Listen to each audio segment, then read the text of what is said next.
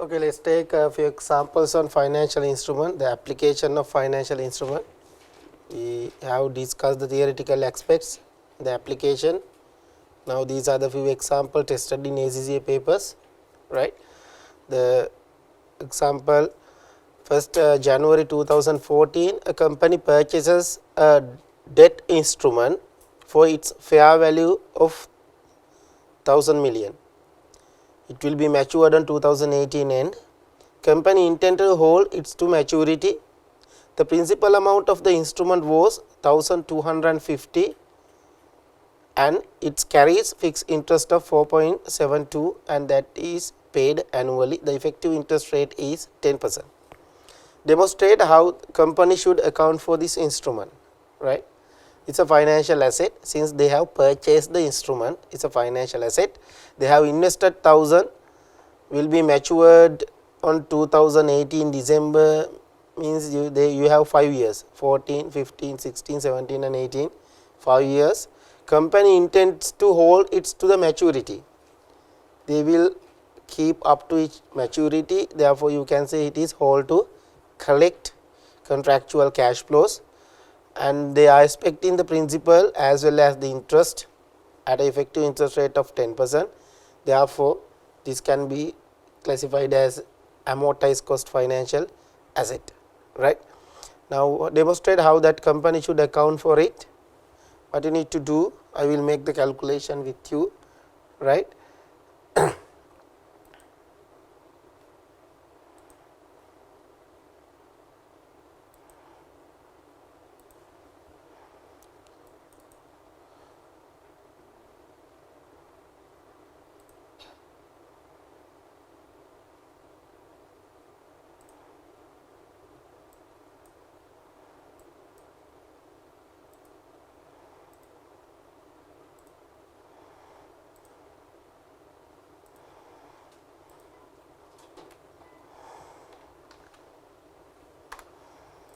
Right, in year wise you have 5 years instrument, right.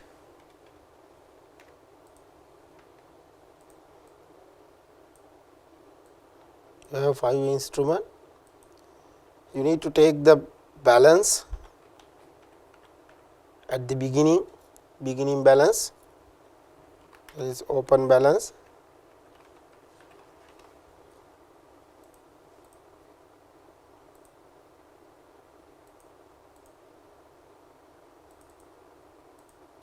then you require to identify the interest income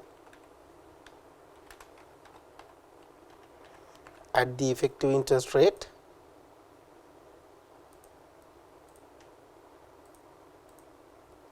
You will receive cash, you will collect cash from the investee and you have the closing balance, right. You have invested 1000, according to the information you have invested 1000, right.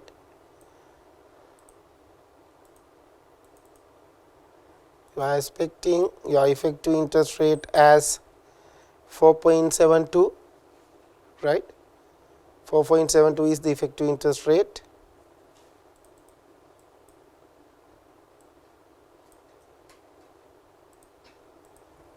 %. Therefore, you will recognize interest on these using the effective interest rate, right. Is that 47?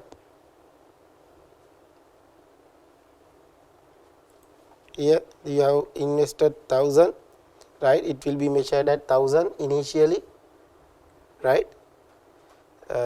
Sorry, that is the not the effective interest rate, that is the normal coupon rate. I have did a mistake. This is coupon rate, you are receiving cash, right. You have to take the interest rate as 10% effective interest rate, sorry, right. Effective interest rate is 10%, your coupon rate is 4.72. Therefore, you will recognize your interest on this at 10%, but you will receive cash on the coupon balance. The coupon balance was 1200, the principal amount of the instrument was 1250. the coupon interest will be paid based on the coupon balance, coupon value. Therefore, you will receive interest at this rate on 1250, right, 59 you will be received. Each year you will receive 59, fourth year also you will receive 59, the fifth year you will receive 1250 plus 1250 plus 59 will be received. Got it? That is how you are getting the value in each year in cash, right. These are minus values.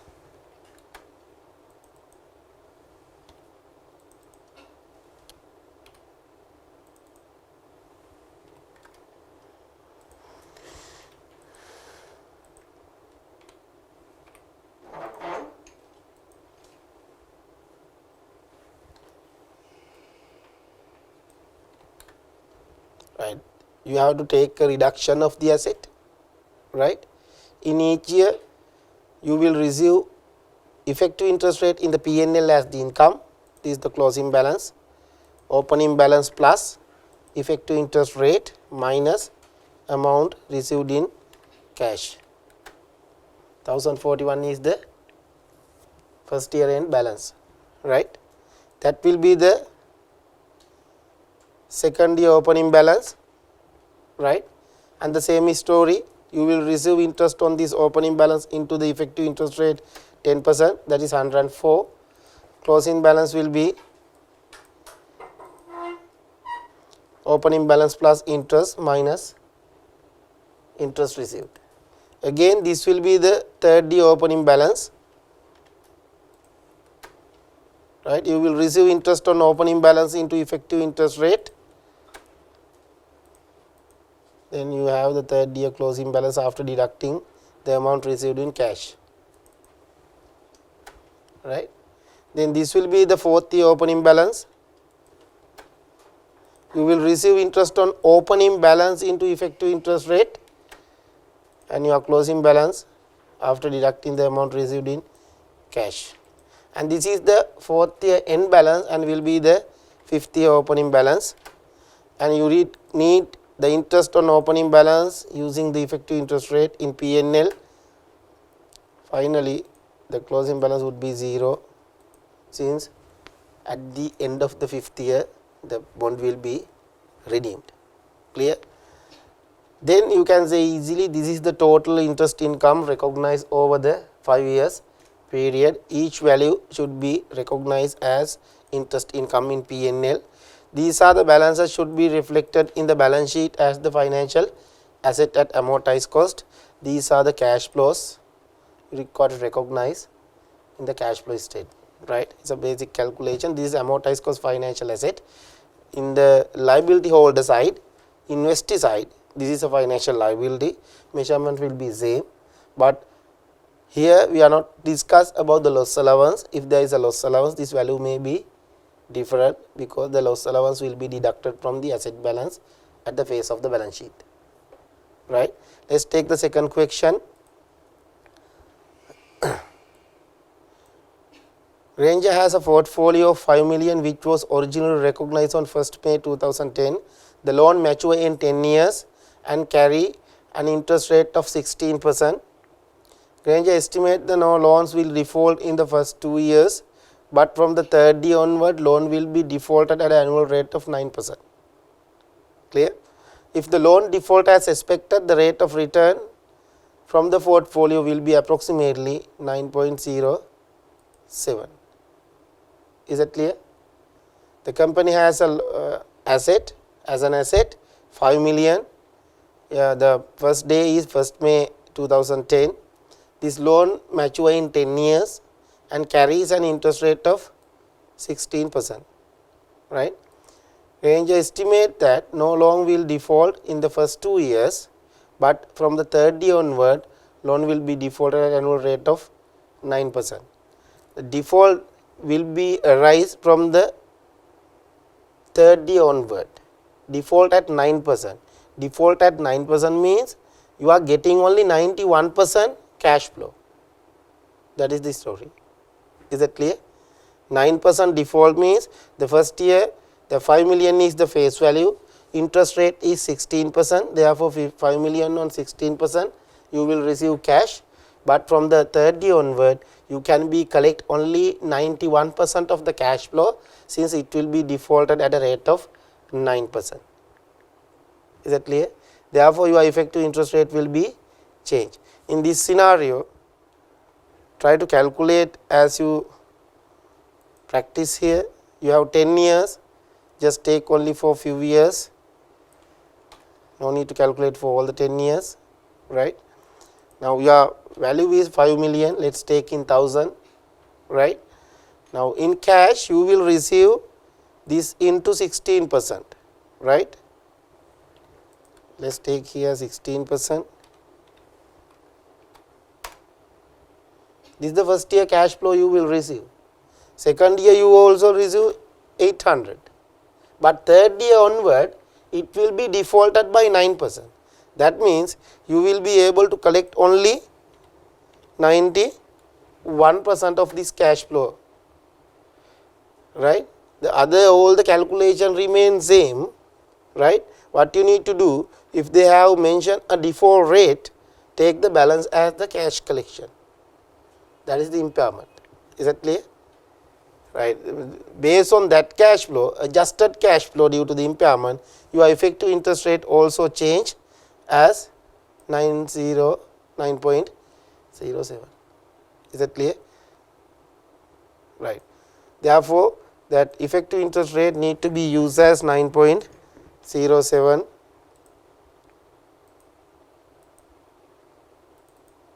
like this. Now you will calculate everything as we practiced earlier. Interest will be calculated on this rate. Cash flows need to be changed from the third year onward up to the 10th year, because it will be defaulted at 9%. Is that clear? Right. Here interest income would be this into effective interest rate, closing balance will be the open balance plus this minus the cash received, right. Then this will be the next year opening balance, interest will be calculated on this into effective interest rate, right. Then closing balance like this. Now what happened, your cash flows will be changed in third year onwards, right. Therefore you need to calculate early, because now we are in the expected loss model. Is that clear? You are in the expected loss model. You are expecting the cash, the impairment will be arise after third year, but that loss need to be recognized in the first year onward. Is that clear? You need to recognize that loss from the first year onward. That is why you are considering all the cash flows, you have set your effective interest rate at 9.07. Therefore 9.07 is the expected loss adjusted effective interest rate. Therefore loss going to be arise from third year onwards, automatically adjusting with first year onwards with this rate, because this question clearly mentioned, if the loan default as expected, the rate of return from the portfolio will be approximately this amount.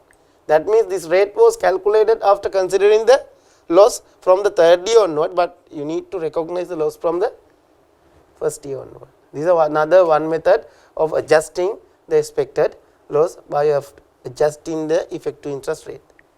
Is that clear? But very important point, third year onward you need to reduce your cash flow like this, right, because 9% default means you will be collected only 91%. Here see the calculation, I have taken 91% of the 800. Got it? I will show you this into 91%. The reason is you will be collected only 91%, 9% default rate. Clear? Now you can continue your cash calculation for all the years. Don't worry, the future loss has been adjusted in the effective interest rate. Okay. Let's move into the next question. This has been taken yesterday, that 30% fair value through P&L financial asset. I have discussed this example. Let's take this. This is the other example we need to discuss, right? L Limited raises finance by issuing zero coupon bond at par. Zero coupon bond means you are not getting interest income annually in cash. In cash you are not getting interest, right? But you have invest 10,000. After 2 years you will have additional 1,449. Is that clear? You don't have annual interest in cash, but at the end of the second year you will have premium of 1,449. If you follow the general method, in the first year you don't have interest income, second year you have additional 1,449 as the interest income, but that income need to be distributed among the both years. That's called amortized cost method. Therefore, you have calculated your effective interest rate as 7%. Then what you can do, you have only 2 years. Effective interest rate was 7%, right? This is coupon, zero coupon bond, no cash until the maturity. You have invested 10,000, right? You recognize your interest income using the effective interest rate in P&L, asset debit, P&L credit, but no cash, zero coupon bond. That's why you are getting only these two, right? Then that will be the second year opening balance. Interest will be recognized on the opening balance using the effective interest rate, right?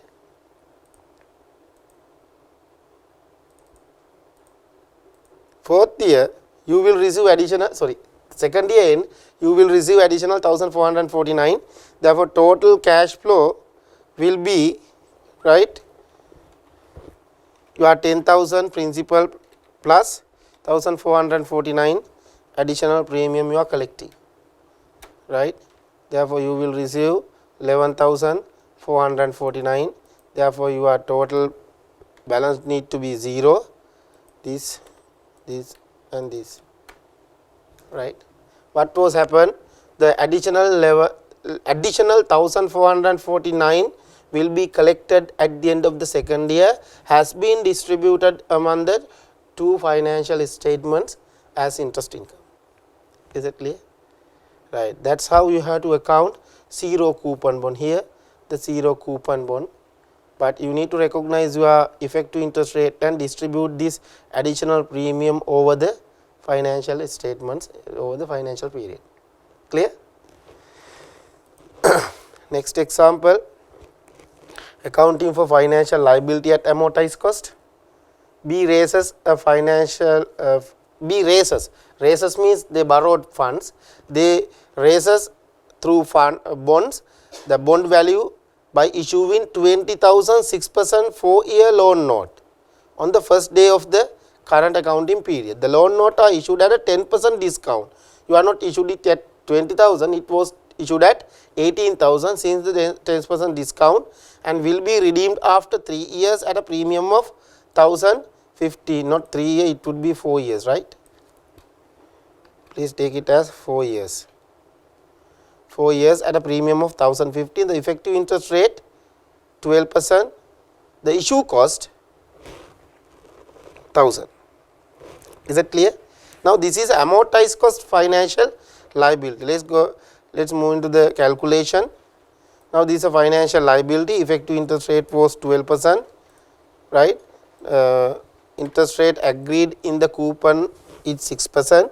You will pay interest now. This is a financial liability at amortized cost.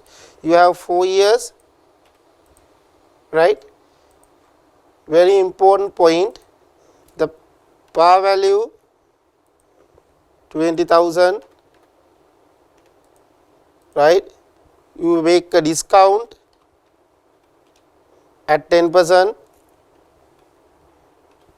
right? Therefore, you need to reduce 2,000 from the value, right? In addition to that, you have transaction cost. You have transaction cost 1,000.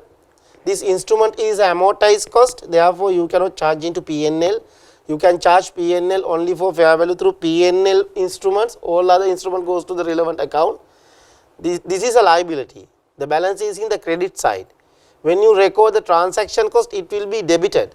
Therefore, liability balance need to be reduced by another 1000.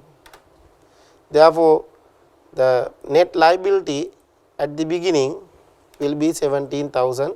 Therefore, you have borrowed net 17,000. Is that clear? Discount 20% and transaction cost was written off against the liability. Therefore, the amount borrowed, net amount borrowed 17,000. Therefore, open balance will be 17,000. Is that clear? Okay, let's start accounting. You need to recognize interest cost. Not now it is income, it is cost now. Interest cost in P&L, right? On the opening balance using effective interest rate, it is 2040, but you will pay interest on the face value, right? On the face value into 6%. Got it? Therefore, closing balance will be is minus plus interest cost minus amount received in cash. Closing balance will be 17,840. That's how you will opening balance plus interest cost minus interest paid, right? Therefore, closing balance will be 17,840. Is that clear? That is the opening balance of next year. The same practice, interest on opening balance in P&L as an expense. You will pay 1,200, right?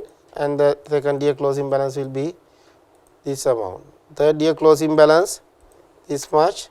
Interest will be calculated on opening balance into effective interest rate. You will pay 1,200 in cash. Your closing balance will be this much. Sorry. This is the fourth year opening balance. You will recognize interest on opening balance into effective interest rate. You will pay, see what I am going to do. You will pay face value 20,000 plus premium 1,000, 15, got it? Premium 1,000, 15 plus this year interest 1,200. All three cash flows you will be paid. The current year interest will be paid, premium will be paid, and the face value will be paid. Therefore, total payment is 222,215. Therefore, value would be 0. Let's see whether it's become 0. Right? It would be 0 since you have paid everything. These are the cash flows, cash outflows in the statement of cash flow in each year. These are the finance cost in each year. These are the balances should be reflected in the balance sheet. Is that clear? Got it? Now, important point in this, par value, the face value, discount and the transaction cost written off against the liability. Therefore, original investment was 17,000 at the beginning. Based on that, you have to practice this one. These are the financial liabilities, the same thing for financial assets. Take the opening balance, add interest cost or interest income, deduct the cash outflow or cash inflow, you will have the closing balance, right? Shall I move? This is very important point. You paid the principal, you paid the premium and you paid the relevant year interest. Total payment 22,215 since it becomes 0. Got it? If you made this properly, end of the day it should be 0. Any bond you can calculate without a doubt if it is ended with the 0. Is that clear? When you have a doubt whether I am correctly calculate it or not, what you need to do? Do the calculation up to the end and see whether it's become a 0. If it not become a 0, you have make a mistake there. Clear? Right, let's move into the next example.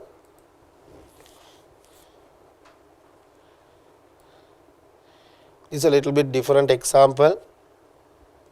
On 1st January 2011, DP issues preference shares at 1 million par value, issued preference shares, there is no redemption date attached to these shares, no redemption date. Under the terms of the issue, DP has the option of determining the level of distribution to the shareholders of the preference shares, and the issue document refers the possibility that in some years no distribution will be made. They have issued preference shares, no redemption date mentioned in the preference share certificate, and no responsibility to pay dividend.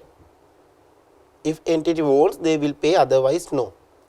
Now our question is, this is a preference share where you can classify because you have issued it. It is in your liability side. Now according to the characteristics where you can classify, answer would be it is an equity instrument. You need to know why. You cannot say just it is an equity instrument.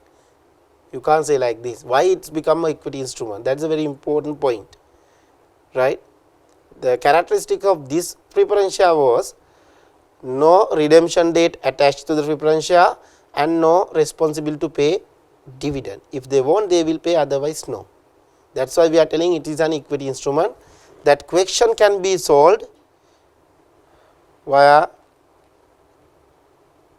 the standard LKS 32.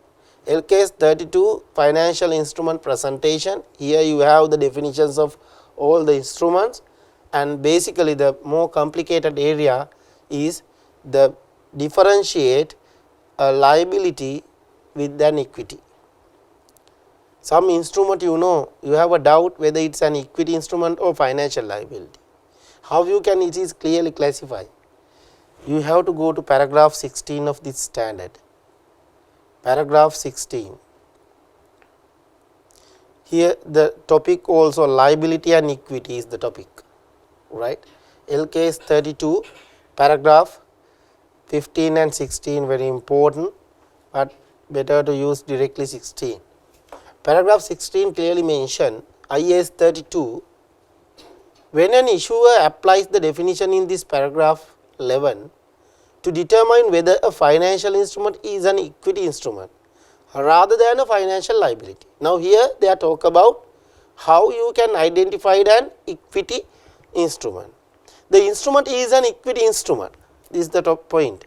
The instrument is an equity instrument if both of the following are satisfied. Is that clear? To become an equity instrument, the first condition is the instrument include no contractual obligation. Now think about the example we have taken. Entity not mention a redemption date, no contractual obligation to repay. They have an options to pay dividend, not responsible to pay dividend exactly. If they want, they will pay. That means entity no not have any contractual obligation. It's a one characteristic of an equity instrument. Other characteristic of the equity instrument is if the instrument will or may be settled in issuer's own equity instrument, right? That means issuer can settle the instrument by issuing their own equity instrument, or they can keep up to the end of the business. Is that clear? If those two characteristics satisfied, is an equity instrument. That's why this example was taken as an equity instrument. No contractual obligation to repay, no redemption date attached. Is that clear? Let's take the second example. Same day they have issued 7% preference share. 7% preference share, that means they need to pay 7% dividend on the preference share. There is no redemption date attached to the shares. Even it 7% preference share, no redemption date attached. The preference share are cumulative in nature. No redemption date attached means non-redeemable, but they are responsible to pay arrears dividend. Therefore, there is a obligation to repay. Is that clear? It is a non-redeemable but cumulative preference shares. Is that clear? Cumulative preference share means entity responsible to pay dividend. Sometimes they have to pay arrears dividend also. Therefore, this carries a financial liability. Is that clear? Because it is cumulative. Therefore, if the instrument is cumulative instrument, it's a financial liability. If the instrument is redeemable instrument, it's a financial liability. No need to be both cumulative and redeemable. If it is cumulative, it's a liability instrument. If it is a redeemable, it is liability instrument. Therefore, what you need to keep your mind, the paragraph 16 of LKS 32, this says how to classify in between equity instrument and financial liability. Agreed? Okay. Let us move into the next example.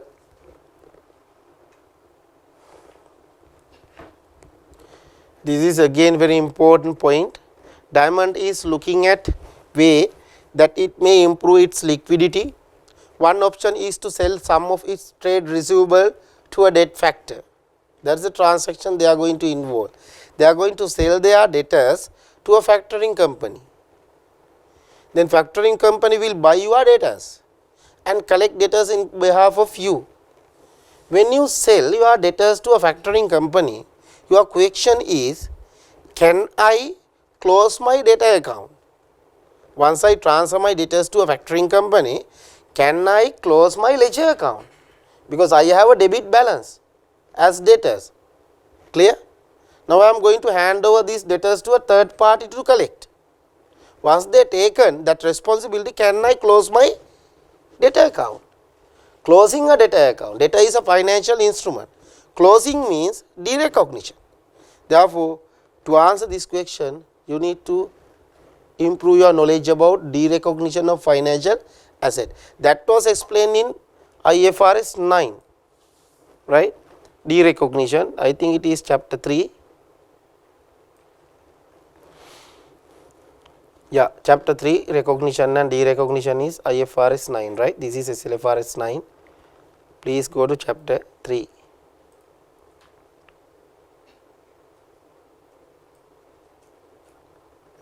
Here, this is the derecognition. This is a long story. This derecognition application, the theory part is long story, but we need to discuss one point by one point, right? The derecognition exactly explained here from paragraph 3 to 3, right? Paragraph 3 to 3. Paragraph 3 to 3 mention IFRS 9, an entity shall derecognize a financial asset when and only when two conditions satisfied. Number 1, the contractual right to the cash flows from financial asset expire. You know, asset will generate future economic benefit. When it is a financial asset, it will generate future economic benefit in cash or another financial asset only. Therefore, financial asset generally generate future cash.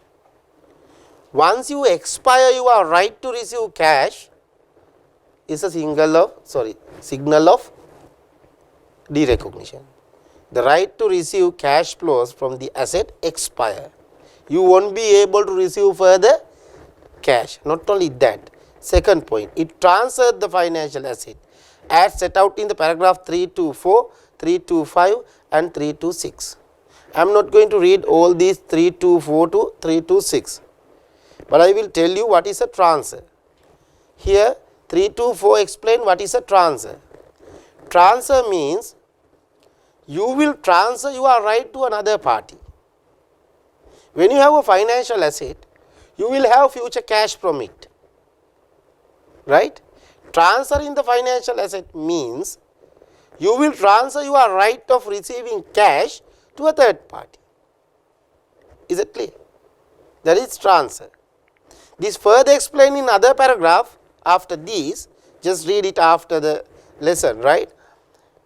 Transferring will be indicate when you transfer the risk and reward of the financial asset to a third party. Sometimes you will transfer risk and reward to a third party, but still you receive cash flows. In such a scenario, you are collecting cash flows, but on behalf of that third party. Assume I have a debtor. I have the business connection with that person. I will transfer my debtor you. You are the factoring company. You are getting my debtors. but you don't have direct connection with the debtor. I am the person who deals with him. Therefore, debtor practically as a practice, he will pay for me.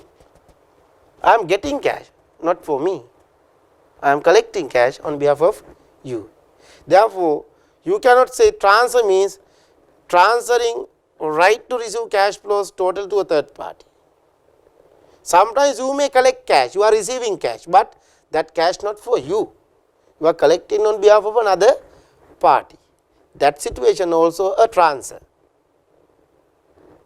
Therefore, we can summarize all these 4 paragraphs like this.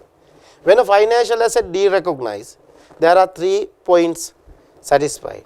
Number 1, the asset holder expire his right to receive further cash flows, and substantial risk and reward associated with the financial asset will transfer to another party. Is that clear?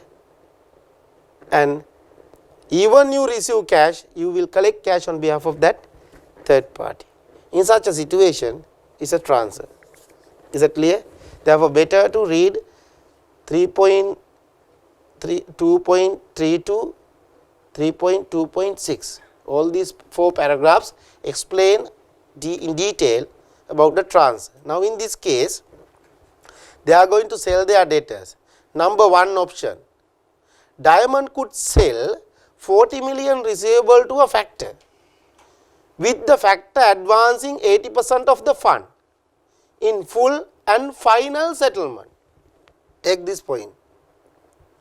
You will transfer your debtor to the factor. Factor will pay 80% as full and final settlement. That word indicating you expired your right to receive further cash from the asset, because you already received your final cash flow from the asset. That point enough to de-recognize your debtors, because you expired right, your right you have expired. The factoring is non-recourse. Non-recourse means factor cannot return debtors to you. Factor cannot return uncollected debtors to you. That means factor will bear risk of uncollecting debtors. That means risk and reward you already transferred. Is that clear? But Diamond has guaranteed 9% of receivable. It's a guarantee. Giving a guarantee, not bearing a risk. Because when you are selling goods or services, also you are giving guarantee. Even though you are giving guarantee, you recognize your sales. Because giving a guarantee is a separate financial liability. You cannot say giving a guarantee, not transferring risk. Right? Guarantee is a separate thing. Therefore, guarantee will be recognized as a separate financial liability at its fair value.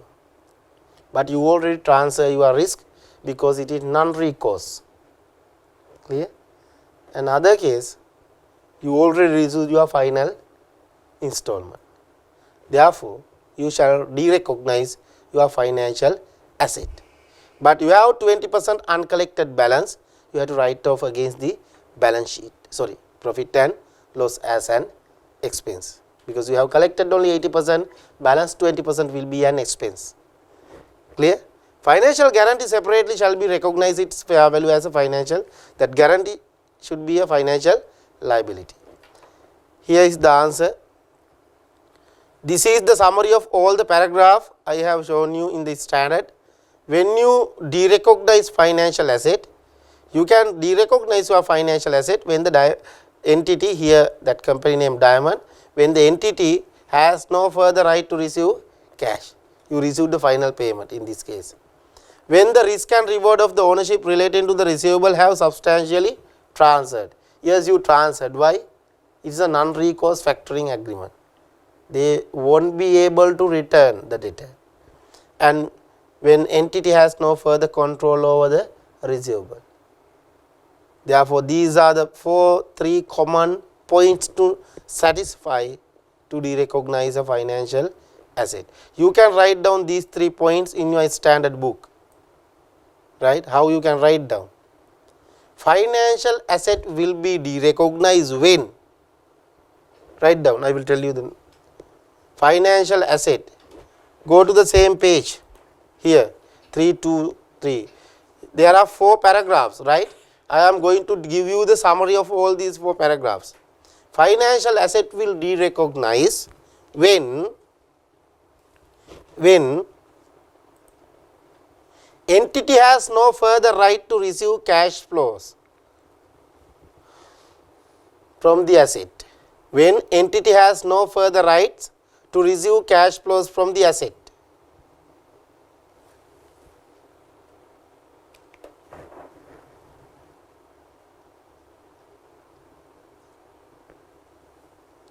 Number 2, when the risk and reward of ownership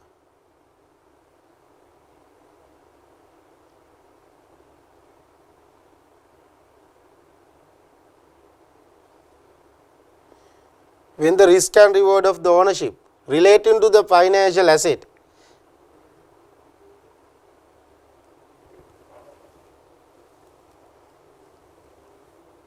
have been substantially transferred to a other party, have been substantially transferred to the other party.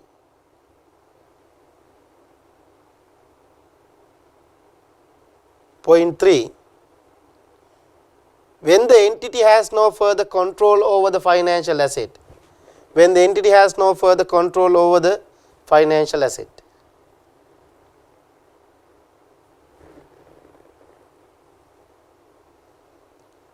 When the entity has no further control over the financial asset. In this question, what you have to say? You have to say, according to IFRS 9, right? According to IFRS 9, the debtor shall be de-recognized when following 3 conditions satisfied, right? Then you can write down that 3 conditions. Then explain the case. In this scenario, Diamond already collected their final cash from the factor. Therefore, they don't have further right to receive cash. And this factoring agreement is non-recourse. That is, risk and reward already transferred to the factoring company. Even though there is a guarantee is not mentioned, there is a risk, because guarantee will be recognized as a separate financial liability. Entity shall de-recognize their debtors. The uncollected 20% balance shall be expensed into the profit and loss. Is that clear? Let's take second case. The other option that company having. Factor would advance 20% on 40 million debtors. The other option, factor have given 2 options. The second option, factor would advance 20%. Clear? Further amount will become payable to the entity, but are subject to the imputed interest charge, so the Diamond receives progressively less of the remaining balance the longer it takes the factor to recover the funds. Factor will give you an advance 20%. Thereafter, according to the collection, that factor will pay for you after deducting relevant interest cost. That means, do you have a right to receive further cash? Yes, it is not expired. Is that clear? He paid an advance 20%, then according to the collections they will pay further cash. Got it?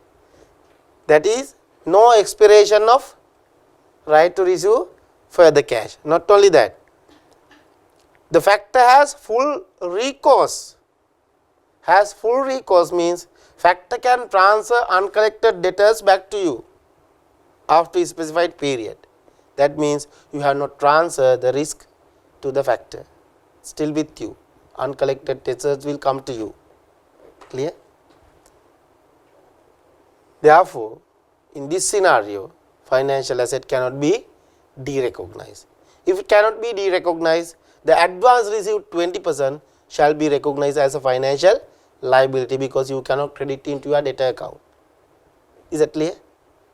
That 20% advance shall be recognized as a financial liability. Clear? Until you receive the final cash for the debtors and the balance uncollected debtors. Therefore, your answer would be debtors cannot be derecognize. Why? This is recourse agreement, that is risk and reward not transferred to the factor, and factor will further pay cash according to their collecting. Therefore, it is not satisfying derecognition criteria. Once you ask them to not to derecognize, the advance shall be recognized as a financial liability. Is that clear? That is the answer of derecognition. Clear? How to apply derecognition?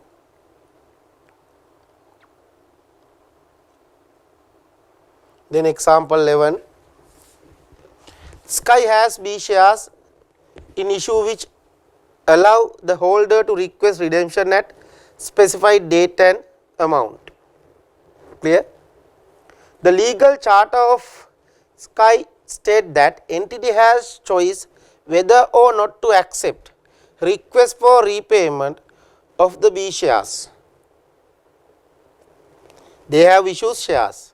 We do not know whether it is preference share or ordinary shares, however they have issued shares. According to the agreement, company has a choice whether or not to accept request for repayment. When the holder coming to collect their cash back, you have a right to accept their request or reject it. It means that you are not highly responsible to pay the cash.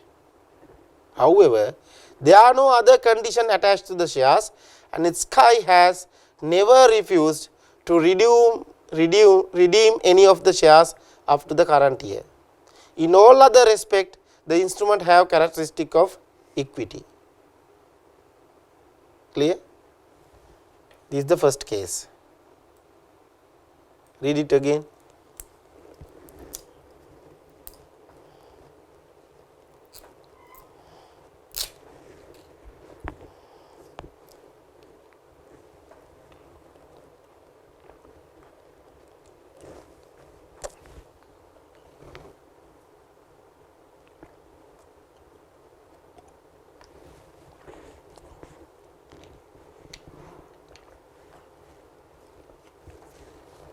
Entity has a right to accept or reject the redemption option, but not yet rejected any request.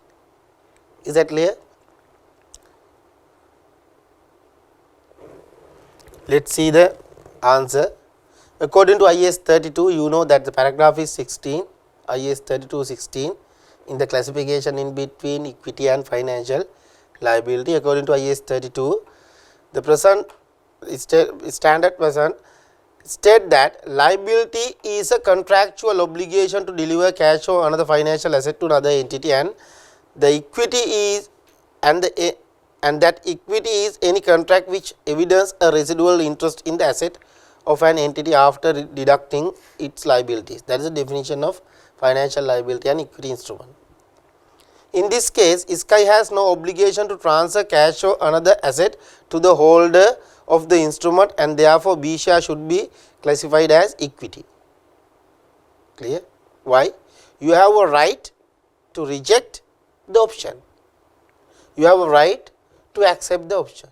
Therefore, no contractual obligation to pay. Is that clear? They have another type of share, this case. Now read this. Sky also has preference shares in issue which are puttable by the holder at any time after 31st May 17. Puttable is a separate type of instrument. You have a separate paragraph of the standard about puttable instrument. Before read the balance part of the question, let us read the relevant paragraph of the standard. Here, paragraph 16A about the puttable instrument. IAS 32, paragraph 16A.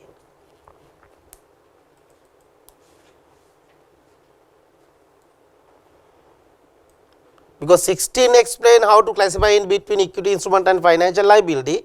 Thereafter, under 16A you have an example how to account for puttable instruments. Right? A puttable financial instrument include a contractual obligation for the issuer to repurchase or redeem that instrument for cash or another financial asset or exercise the put. Putable means when the holder reach you and ask please give my money, you are responsible to pay. ගෙනලා දැම්මම සල්ලි දෙන්න ඕන කියන එකනේ. Putable instrument. You will issue the instrument and borrow money. Then any time holder can come back to you and ask their money. Putable. No specified date. When they request, you are responsible to pay.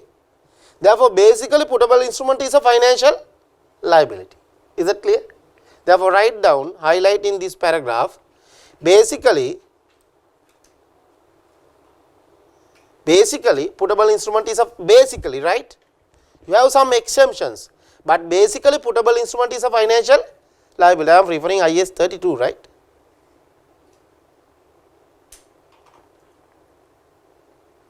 Basically, it's a financial liability. However, read the balance part of the paragraph. As an exemption to the definition of a financial liability, an instrument that includes such an obligation is classified as an equity. That means putable instrument can be classified as an equity also. When and how? When as an equity instrument if it has all of the following features. Is that clear? Therefore, basically putable instrument is a financial liability because you are responsible to repay. But if it satisfies all of the following features, how many features you have? A, B, C, D, E. Clear? When it has all of these following features, you will classify it as an equity. Those are the points I think in the CFR exams can be tested. Highly technical. You have to use those directly with the cases, right? Let's see what are the features. Number one, it entitles the holder to a pro rata share of the entity's net asset in the event of entity's liquidation. Assume in the putable certificate mentioned, in the case of liquidation, we will give you right of shares. Clear? Second, the instrument is in the class of instrument that is subordinate to the other class of instrument. Subordinate means second. Clear? Generally, when you repay, you will give the priority for the debt. Thereafter, you will give the priority for equity. Is that clear? When you settle in the loans. When this instrument subordinate to other instrument means you have given less priority. Second characteristic. Third, all financial instrument in the class of instrument that is subordinate to all other class of instrument have identical features. For example, they must all be putable, and the formula or other method used to calculate the repurchase or redemption price is the same for all instrument in that class, right? And 4, apart from the contractual obligation for the issuer to repurchase or redeem the instrument for cash or another financial asset, the instrument does not include any contractual obligation to deliver cash or another financial asset to the entity or to exchange financial asset or financial liability with another entity under the condition that are potentially unfavorable to the entity. And finally, the total expected cash flows attributable to the instrument over the life of the instrument are based substantially on the profit or loss. If it is a debt instrument, you cannot decide the interest cost based on the profit. As agreed, you have to give the agreed rate. Is that clear? If you are going to decide your interest based on the profit, it is a fluctuating rate. Fluctuating rate connected with the equity instruments. Is that clear? When your interest rate, even in the putable instrument, fluctuating according to the profit. Is that clear? That is not a financial liability, because you will decide how much you need to pay as the dividend or interest, clear, based on your profit. That is, it is like a equity instrument. Therefore, if all these characteristics satisfied, even it is a putable, it is an equity instrument, right? Let us see this case now. Now, this Sky has issued putable instrument under the term, that is a very important part, under the term of the shares, Sky has to satisfy the obligation for preference shares only if it has sufficient distributable reserves. If they have reserves, they have to pay interest or dividend. Is that clear? Local legislation is quite restrictive in defining the profit available for distribution as dividend. Now, in the agreement you have mentioned, if you have sufficient distributable profit, you will pay interest. But in their legislation, their country, they have not defined what is distributable profit, right. Let us see the answer. The preference shares create an obligation for Sky because put option clause in the agreement. The fact that Sky may not be in a position to satisfy the put option features because of insufficient distributable reserve does not negate that fact that Sky has an obligation. Is that clear? Because their legislation not define what is distributable profit. If you have distributable profit, you are responsible for dividend. It is not a part of the distributable profit is not a part of the financial statement. Financial statement basically P&L will be ended with the profit for the year. Is that clear?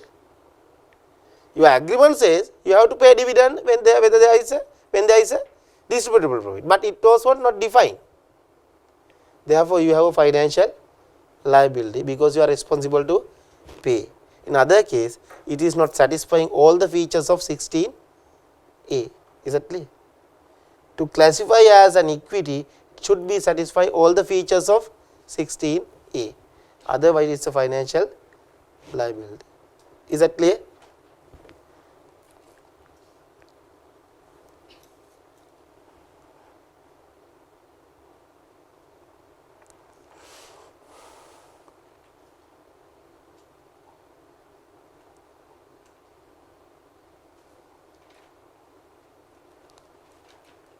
Right, let us take further examples.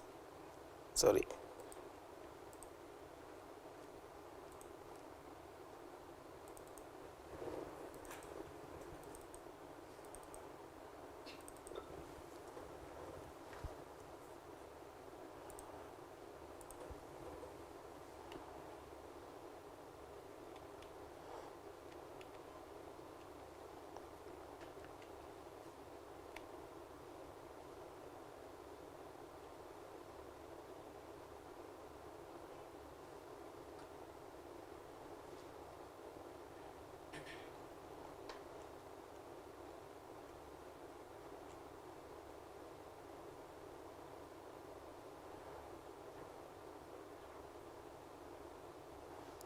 Again, I will take the classification of financial asset. Since we have to discuss some points here, the practical application, there may be a possible question. The classification of financial asset, especially when you made the investment on debt, the classification will depend on two tests. One, cash flow type test. Two, business model test. Cash flow type test is what type of cash flow entity expect. Is that clear? Today I am not talking about theory, right? I am getting different examples and will discussing how to solve those matters. But now I am taking some examples of the classification of financial assets, especially on debt instrument, right? You know you have to carry out two tests, cash flow type test and business model test. It is highly subjective. The reason is cash flow type test, only two categories, SPPI and other. You need to know how to apply this SPPI test. Whether that instrument is only for principal and interest or any other case. Again in the business model test, you need to know how to classify in between hold to collect or hold to collect and sell or in other category. This is highly subjective. Therefore, we have to discuss few examples on that, right. Here I have taken some examples about the application of business model, right. The business model, how to apply the business model. First of all, what you need to do, please go to a SLFRS 9 in standard, see the footnote given on the slide. paragraph B414, paragraph B paragraphs, right? Appendix B, paragraph B414. If you reach that, if you see that paragraph, you can realize that paragraph gives examples for hold to collect model. Is that clear? This is very important. This is highly connected with your treasury functions, corporate activities, right? What are the instruments satisfying hold to collect? This paragraph B414 given examples, am I correct? Right. I will explain. Hold to collect means you will keep your instrument, right? This is one of the business model. You will keep your instrument up to the end of its lifetime, up to the maturity. But no need to keep it up to the maturity 100%. Sometimes you may dispose before that, but that disposal is not a reason to classify as hold to collect and sale. Is that clear? That disposal may be infrequent. If it is infrequent disposals, still keep under hold to collect. Is that clear? One thing, now assume there is a company, bank, treasury department. Treasury department generally doing the investments, their excess cash investment they are doing in the investments. Generally as a company they know when they need cash for different activities, for a project or buy assets or make a new investment, entity has a plan. Purchase of fixed asset, right? You will have a guide through the capex, capital expenditure budget. You know the date and when you need to buy fixed asset. When you are going to buy a subsidiary or associate or joint venture or any other business amalgamation, you know the date. Therefore, as a business know where or when they want fund. Clear? If treasury department match the maturity of investments with the fund needs, got it what I am telling? As a company knows when and where they want to make investment in PPE or business acquisitions. Those are the reasons required funds. Clear? If treasury department, those who are making investments, knows and matching the maturity of their investment with the fund needs of the entity, definitely treasury department never invest with a longer maturity period,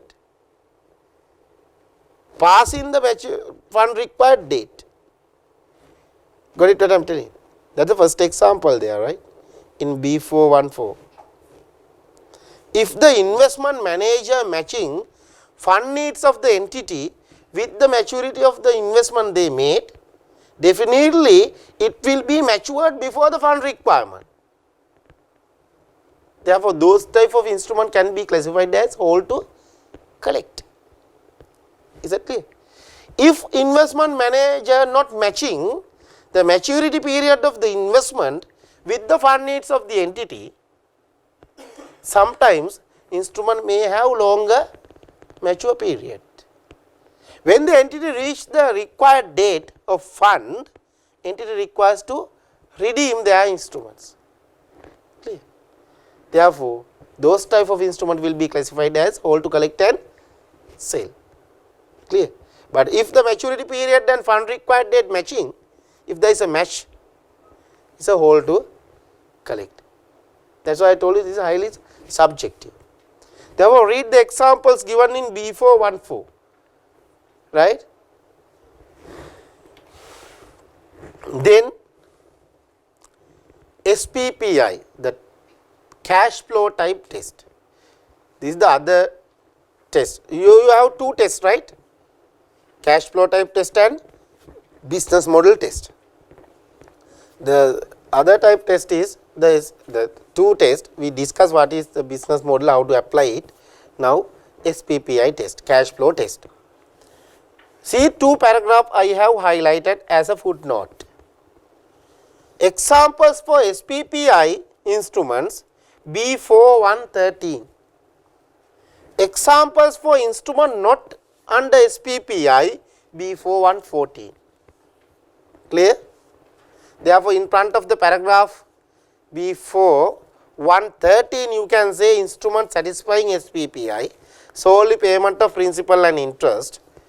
Then in front of B4114 you can write down instrument not satisfying SPPI, definitely those will measured at fair value through P&L when it is not satisfying SPPI. Clear?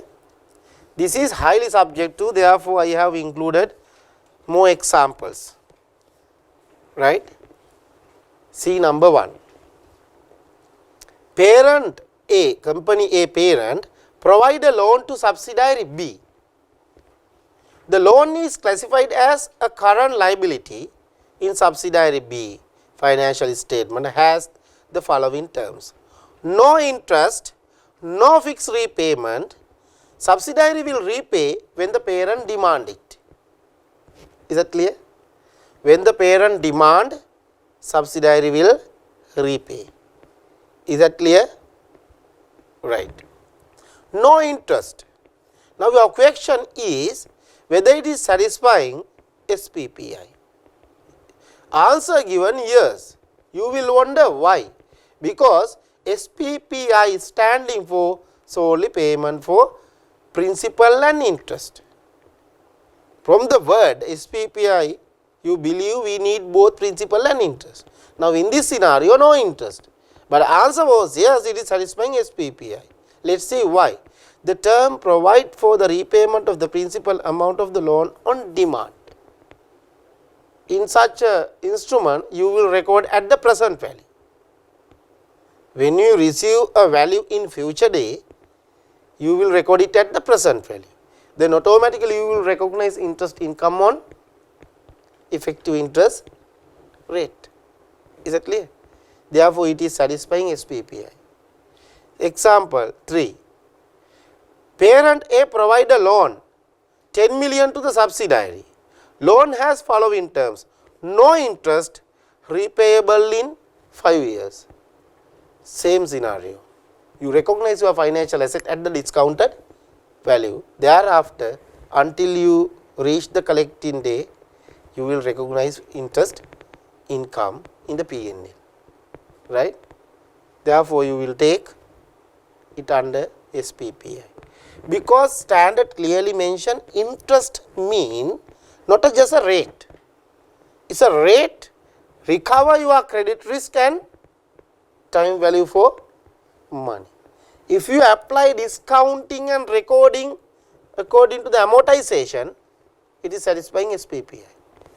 Example 4, B lend 5 million subject to the following terms: interest is based on the prevailing variable market interest rate.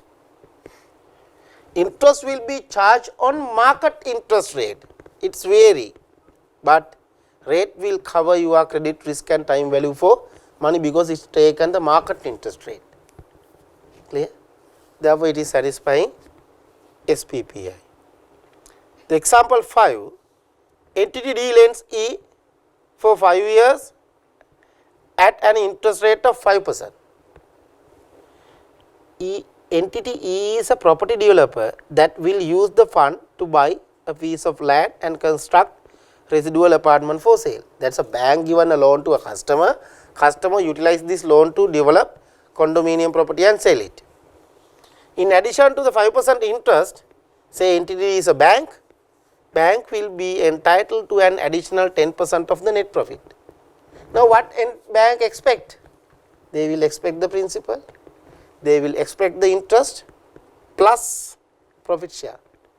Therefore, it is not solely payment of principal and interest, they are getting additional profit share, therefore not satisfying SPPI. Is that clear? Example 6, entity B invests in a variable rate interest rate bond that mature in 5 years. the variable interest is reset every 6 months to a 5-year rate, right. This is a nice story, right. I will explain with a Word document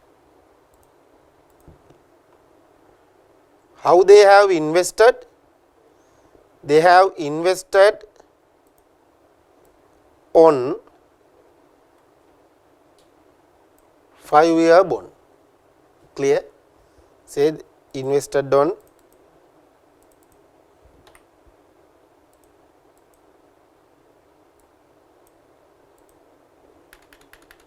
today 0, right.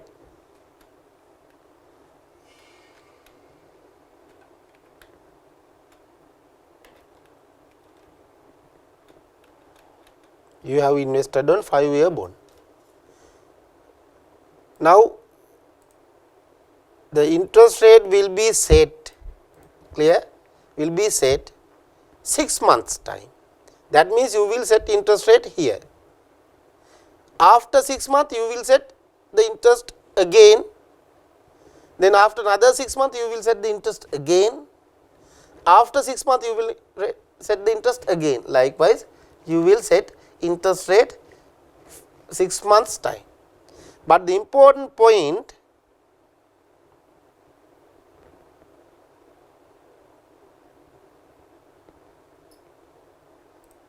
here the variable interest rate is reset every 6 months, it is okay, but for 5 years. Is that clear? The dangerous situation here, when you set the interest here, you will set for 5 years, got it? Therefore, the first interest rate you set cover the time value for money of the instrument, because the instrument has 5 years, clear? When you set interest here after 6 months, again you will set the interest rate for 5 years. That means you will consider from this day to another 6 months, got it? Now, you will set the interest rate from this point to, right, this point to this point. That means the second adjustment for the interest after the initial adjustment will cover additional 6 months after the bond period, got it? If you set the interest at the end of the 4th year, you will consider 5 years from this up to this level, you will consider. Therefore, when you reset the interest, if you go beyond the life of the bond, it will not cover the time value of money more than the time value of money. Is it clear? Because you do not have credit risk in these periods, clear? You do not have credit risk in this period. In the 6th year you do not have credit risk, in the 7th year you do not have credit risk, in the 8th year you do not have credit risk. But when you set the interest rate after 1 year, you will consider up to this point. Is that clear? When you set the interest rate at the 2nd year end, you will consider up to 7th. Therefore, any interest rate set covering this period, got it? Not the lifetime of the bond, not the time period of the bond. Therefore, it not cover only the time value for money, it is not cover only the credit risk of the bond. Therefore, this is not the interest according to the standard, clear? Because standard clearly mention, if you refer paragraph 423 of IFRS 9,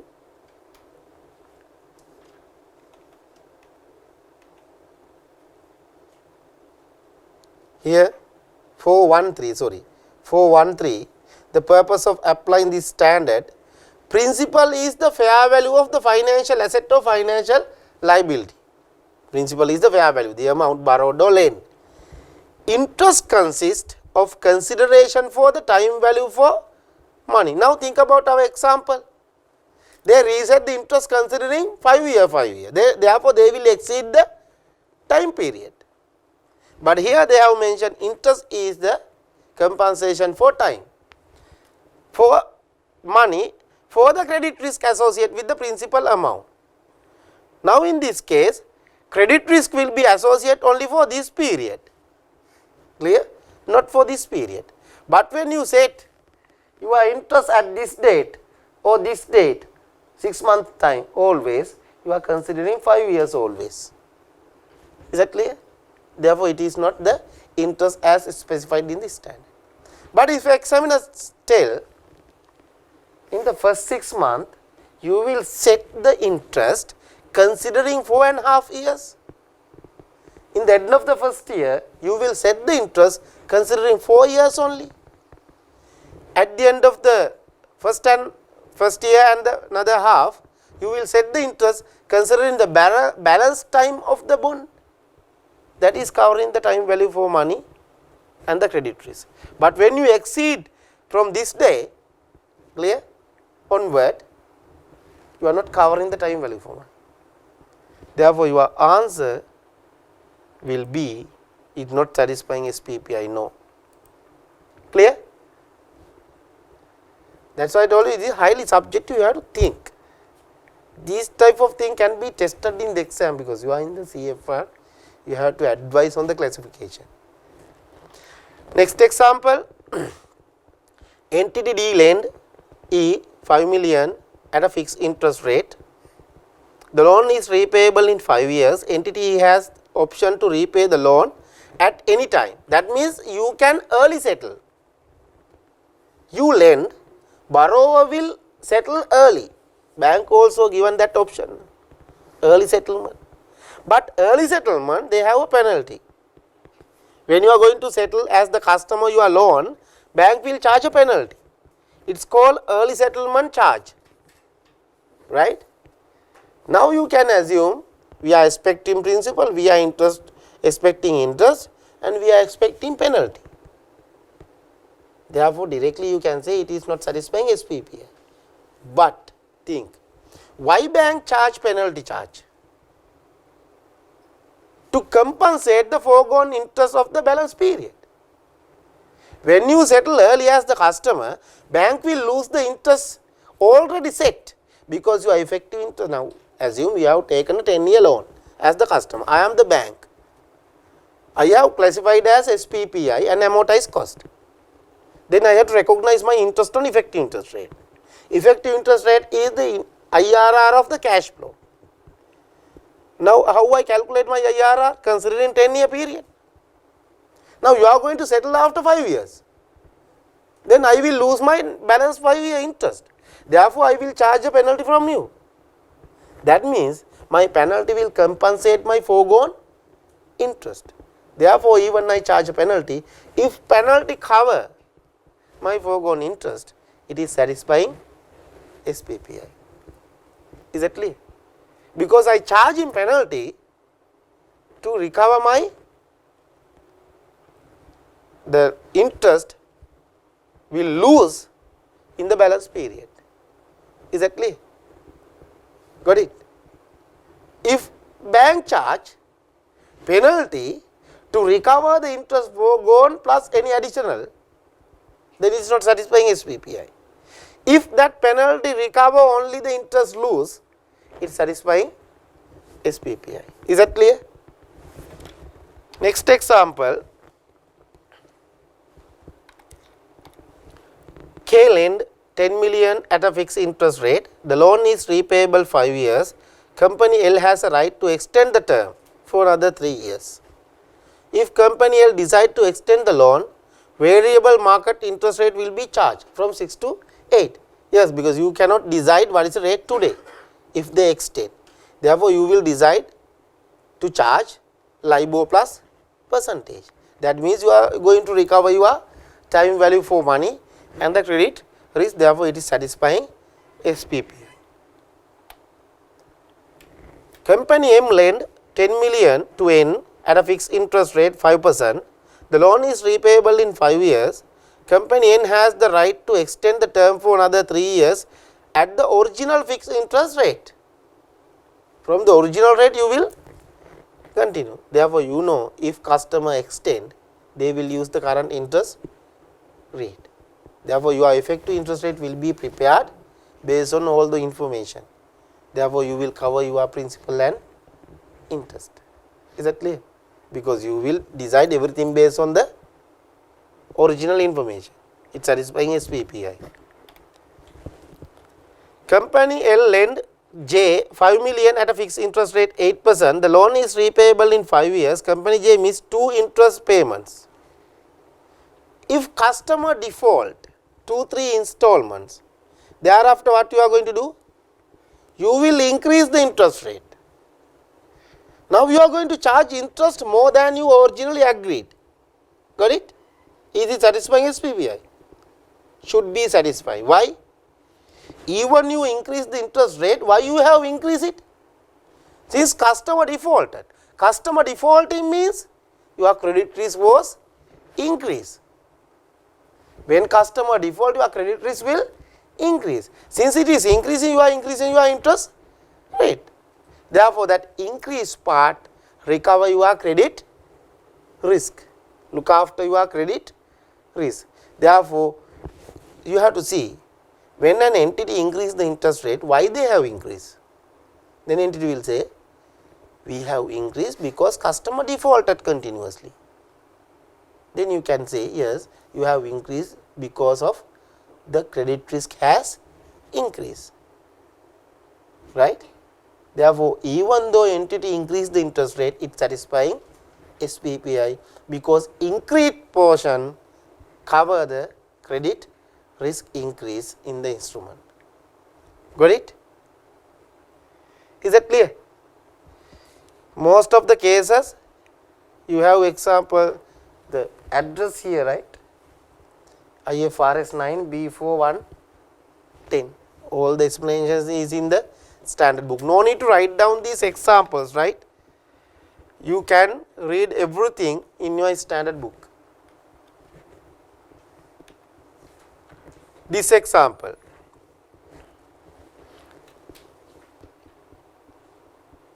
does an investment in a convertible note that convert into equity instrument of the issuer meets the SPPI? I told you yesterday, not satisfying SPPI. Why? When you invested on convertible bond, you are getting lesser interest rate when compared to the instrument not having convertible option. Is that clear? Conversion option. Therefore, investment on convertible bonds not satisfying SPPI. You will measure it at fair value through PNA. Clear? Assume you want money. You will meet me and ask, please give me 100,000 rupees. Clear? Now I don't have cash, but I am going to invest 100,000 tomorrow morning on a land. I am going to buy a land from this 100,000. Suddenly you came and asked 100,000 rupees from me. Then I will tell you, okay, I will give you 100,000 rupees. I had an intention to buy a land today and sell after 1 year. If I buy my land at 100,000 tomorrow, 1 year later, I can sell that land to 130,000 rupees. Therefore, 1 year later, I will have 30,000 profit on 100,000. That means I have 30% income. Now, if I give my 100,000 to you, I will lose my opportunity to earn 30,000. Is that clear? Therefore, can you give me 30% interest on 100,000 for 1 year? Is that clear? Then you will agree and take my money. Now, you have a financial asset. My interest rate was 30%. Why? I have set my interest rate considering the land price. I have set my interest rate considering a commodity price, not the time value for money and the credit risk. If investor set the interest rate based on commodity price, it is not satisfying SPPI, such as gold loan. Clear? Now, when company giving pawning loan, right, They are charging interest not based on the time value for money or credit risk, based on the gold price. Is that clear? Therefore, those are not satisfying SPPI. Is it clear? That should be classified at fair value through P&L. Got it? Example 13. Company also sold one of its subsidiary to company B. The purchase consideration consists of deferred payment. Deferred payment. Exactly you will pay principal and interest. Receiver exactly receive principal and interest. Therefore, it is satisfying SPPI. Deferred consideration, not the purchaser side, receiver side. Clear? It's a financial asset satisfying SPPI. But contingent consideration not satisfying SPPI for the receiver. Why? They don't know whether they receive even principal. Exactly. Then this is the other paragraph you need to keep your mind. B414C, the standard. B414C. This paragraph gives you example for hold to collect and sell. Got it? Hold to collect and sell. Now I have told you 4 paragraphs. I have given 1 paragraph for B4113 for SPPI examples, B4114 for not for SPPI examples. Then I have given, before that I have given a paragraph for hold to collect. Now this paragraph for hold to collect and sell category. I believe examiner will prepare the question based on the standard. All the answers will be in the standard. What you need to know, where it is. Is that clear? Now, this is my end of IFRS 9, but I will give you a few instructions, right? To pass CFR, don't waste time doing more examples. Doing more examples is not the way to success, right? Doing more examples was a method, but not now. Will not. The reason is, we are in an open book exam.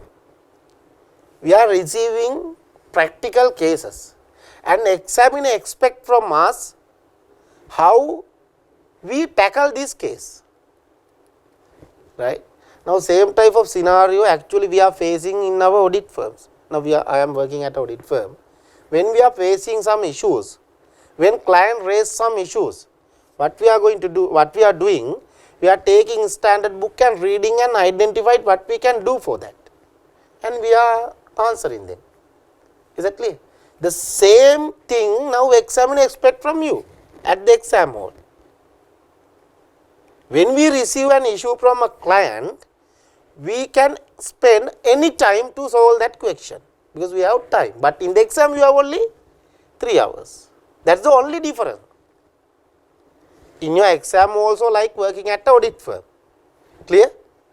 But different is, you have only 3 hours to solve many questions. We have many times. පාඩන කෑ ගහන්න නැත්නම් ඕන තරම් කාලෙ තියෙනවා. හදිසි කරන්නේ නැත්නම් client ඕන තරම් කාලෙ තියෙනවා. But you don't have. Therefore, what you need to do? Only thing you need to do, only one thing. What? Before the exam, you have to know everything. You don't have time to turn page by page and see where it is. You must know where it is before the exam. Then at the exam, you can easily answer. Therefore, don't waste time doing more examples, because even though you did 1 million examples, at the exam you will receive 1,000,001 question. Can you find out that question? If you believe you can find that question, do many examples, no worries. If you believe when I am doing 1,000 of examples, apparently I will receive that question also, do it, no issue. Clear? Therefore, what you need to do, right? Don't just doing more examples like begging for money. Don't beg for money. Find a job to earn money. Then how you can earn it? Read the standard book. In your leisure time, please read these paragraphs. Not only the highlighted paragraph, read these standards. In this time, I believe definitely you have a question from IFRS 16 lease, IFRS 9 financial instrument including 32. Again you will have a question from IFRS 15 revenue, right?